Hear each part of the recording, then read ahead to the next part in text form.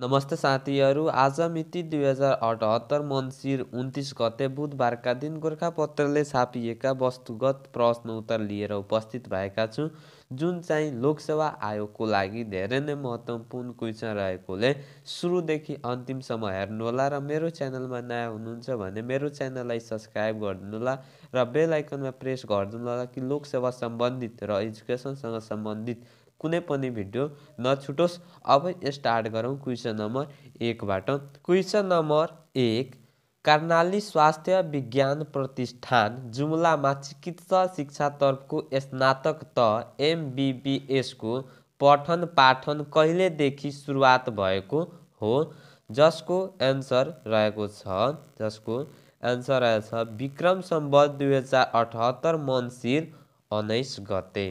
विक्रम सम्वत 2078 मङ्सिर 19 गते र यस वर्षबाट चिकित्सक शिक्षा आयोगले प्रतिष्ठानलाई चिकित्सा शास्त्रतर्फ MBBS अध्ययन गर्न स्वीकृति प्रदान गरेको र पहिलो पटक MBBS सहित B.Pharma स्नातक तहमा नर्सिङ र पब्लिक हेल्थको अध्ययन सुरु भएको र आयोगले प्रतिष्ठानलाई MBBSमा अध्ययन गर्न 20 जनाको कोटा तोकिएको, पूर्ण छात्रवृत्ति 15 र शुल्कमा 5 कोटा कायम गरिएको, फार्मेसीमा पनि 20 जनाको कोटा निर्धारण गरिएको र प्रतिष्ठानले हाल 300 क्षमताको अस्पताल समेत सञ्चालनमा ल्याइसकेको र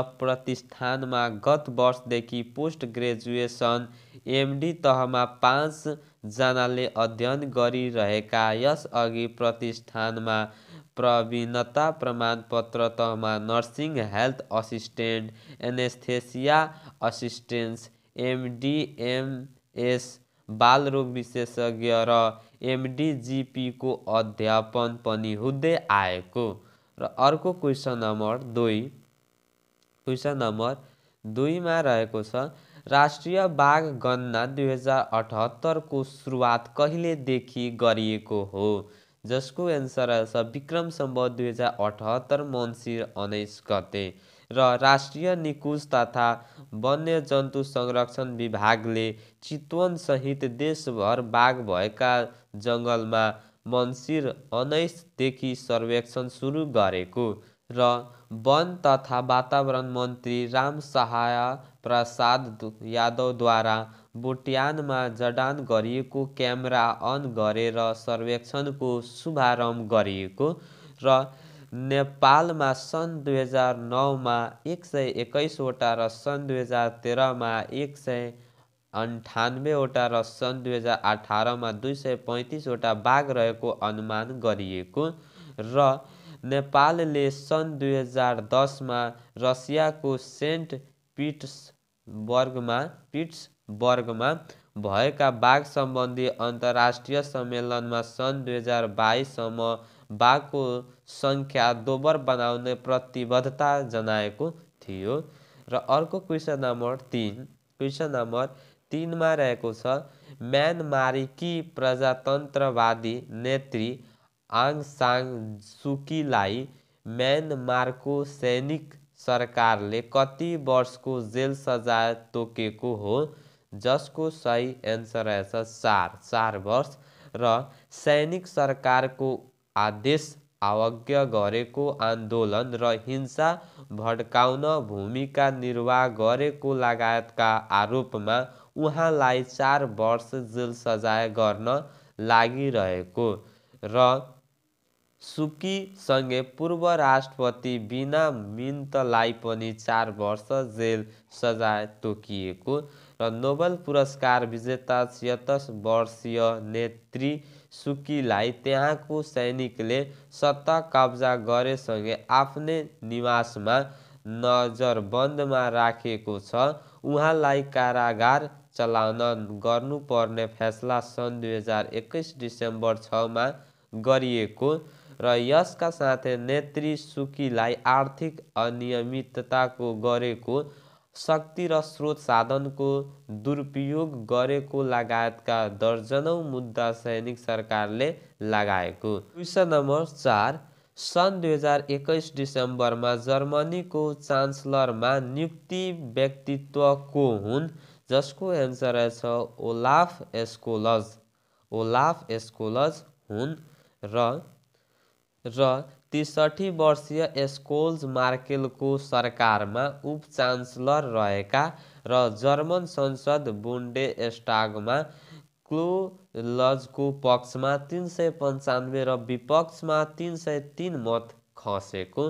र अर्को क्वेसन नम्बर 5, क्वेसन नम्बर 5 मा रहेको छ विक्रम सम्वत 2078 मङ्सिरमा सम्पन्न राष्ट्रिय प्रजातन्त्र पार्टी राप्रपाको महाअधिवेशनले अध्यक्षमा कसलाई चयन गर्यो?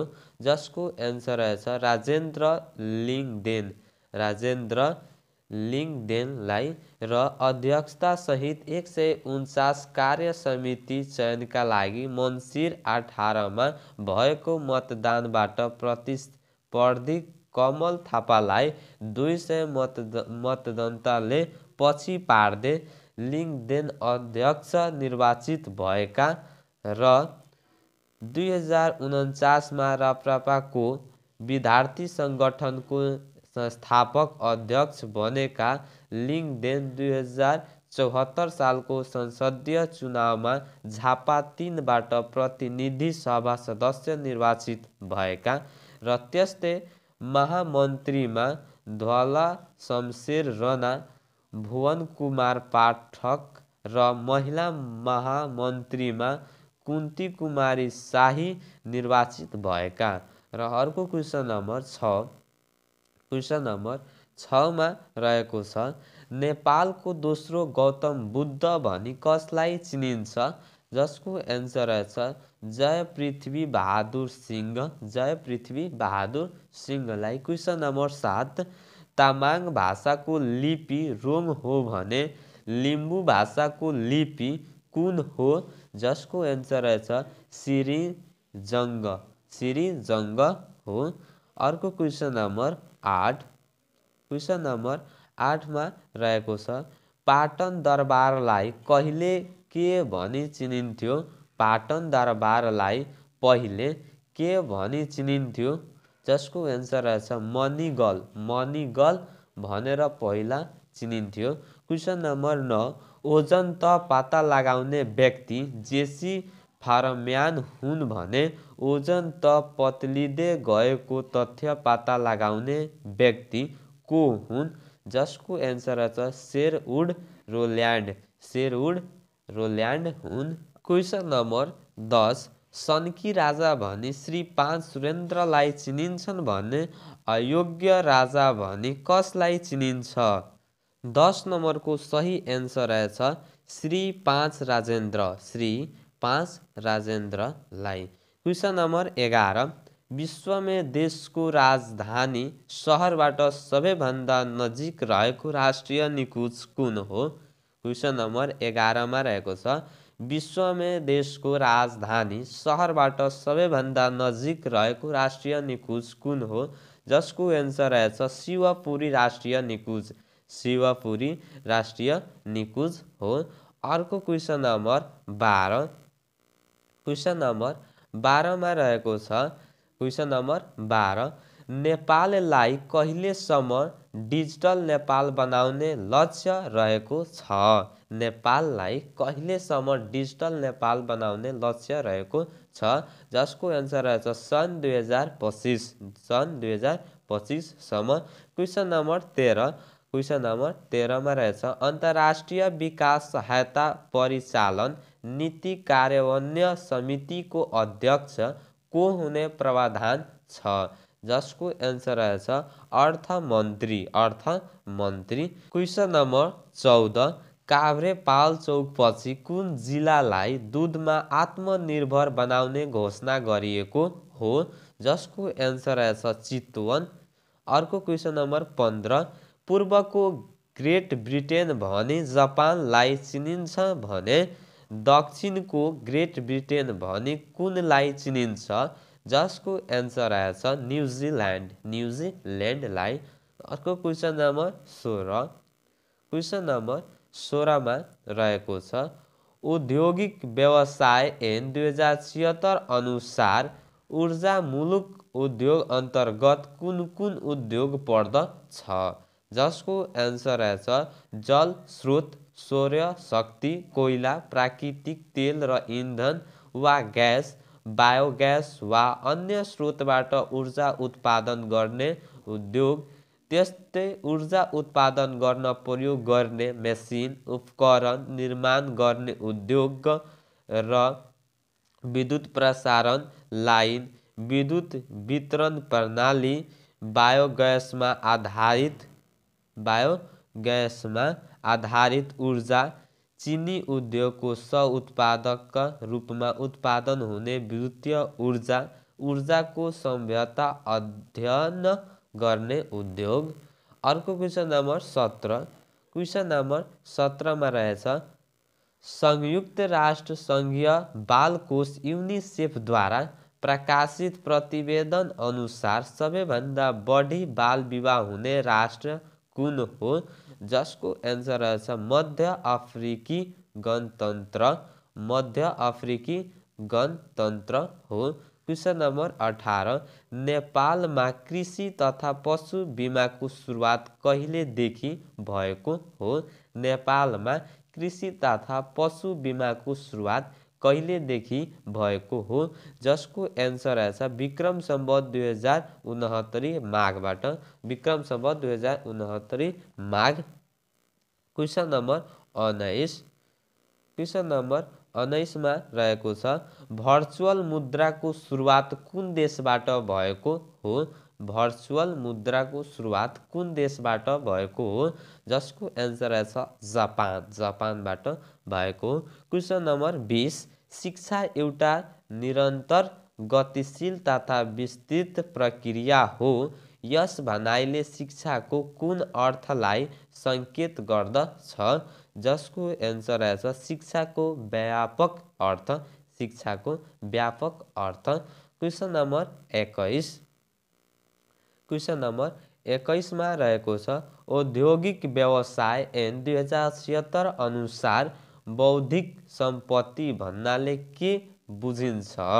जसको एन्सर रहेछ पेटेन्ट, डिजाइन, ट्रेडमार्क, भौगोलिक सङ्केत चिन्ह, व्यापारिक गोपनीयता लगायतका बौद्धिक सम्पत्तिका साथै प्रचलित कानुनले प्रतिलिपि अधिकारका रूपमा परिभाषित गरेको विषयलाई बुझिन्छ। Question number 22। संयुक्त राष्ट्रसङ्घले कुन वर्षलाई international year of creative economic for sustainable डेभलपमेन्टका रूपमा मनाउने निर्णय गर्यो? जसको एन्सर रहेछ सन् 2021। सन् 2021। Question number 23। प्रस्तावित रानीटार विमानस्थल कुन जिल्लामा पर्दछ? जसको एन्सर रहेछ पाँचथरमा पर्दछ। Question number 24। Question number 24। Sister robot केसँग सम्बन्धित छ?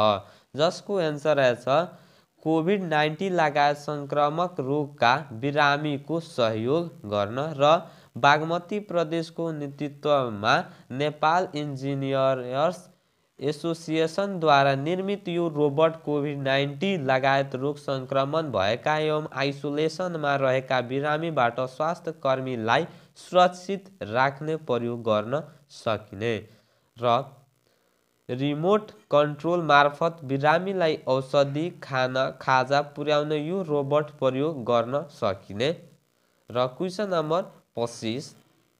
क्वेसन नम्बर 25मा रहेको छ बहुमुखी प्रतिभाका धनी एवं महान चित्रकार लियोनार्दो द भिन्चीको जन्म कुन देशमा भएको हो? जसको एन्सर छ इटाली। इटालीमा भएको हो। उनको जन्म सन् 1452 अप्रिल 15मा इटालीमा भएको र निधन सन् 1519 मे 2मा फ्रान्समा भएको र Mona Lisa the last supper the भर्चुवियन man lady with an ermine उनका विश्वविख्यात चित्रहरू हुन्। क्वेसन नम्बर 26 एसिया प्रशान्त आर्थिक सहयोग एपको स्थापना कहिले भएको हो, जसको एन्सर आउँछ सन्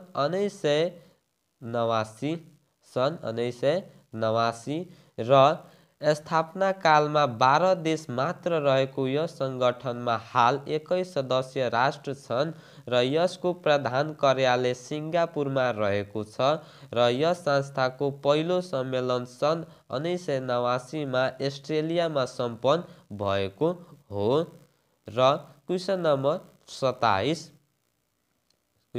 27 सरकारले एसएलसी परीक्षा हाल एसईईमा ग्रेडिङ प्रणाली प्रविधिकतर्फ कहिलेदेखि लागू गरेको हो। क्वेसन नम्बर 27 मा रहेछ क्वेसन नम्बर 27 मा सरकारले एसएलसी परीक्षा हाल एसईईमा ग्रेडिङ प्रणाली प्रविधिकतर्फ कहिलेदेखि लागू गरेको हो, जसको एन्सर रहेछ 2071 सालको एसएलसी परीक्षादेखि 2072 सालदेखि साधारणतर्फ पनि ग्रेडिङ प्रणाली लागू गरिएको हो।